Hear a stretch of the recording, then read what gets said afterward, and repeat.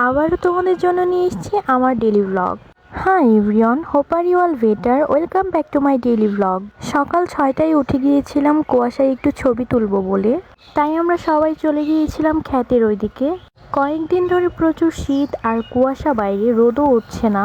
আমাদের ছবি তোলা শেষে কুয়াশার একটু ভিডিও করছিলাম, দেন বাসায় এসে 1 কাপ কফি খাই। যেহেতু অনেক সকালে উঠে পড়েছিলাম, তাই বাইরে গিয়ে দেখি আম্মু শীতের শাক কাটছে।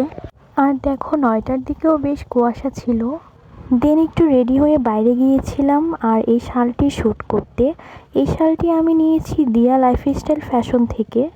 ছবি তোলা শেষে আমরা একটু মার্কেটের দিকে গিয়েছিলাম, আর খেয়ালই ছিল না যে আজকে শুক্রবার, সব দোকানই বন্ধ।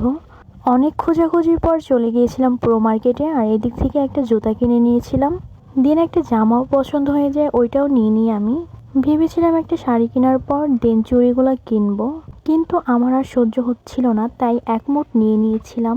আর দেখো 4টার দিকে কুয়াশার অন্ধকার হয়ে আসছিল, তাই আমরা সব কেনাকাটা শেষ করে নিই। আর সব শেষে হাতির মাঠের ওই দিকে গিয়ে আমরা দুজন খাওয়া দাওয়া করি। ভাই সব কিছু মিস দিলেও এই খাওয়া দাওয়া মিস দেওয়া যাবে না, যেটা আমরা সব সময় করে থাকি। আমাদের খাওয়া শেষে বাসার জন্য পার্সেল করে নিয়ে নিচ্ছিলাম। দিন বাসায় এসে সবাই মজা করে খাই আর আড্ডা দেই।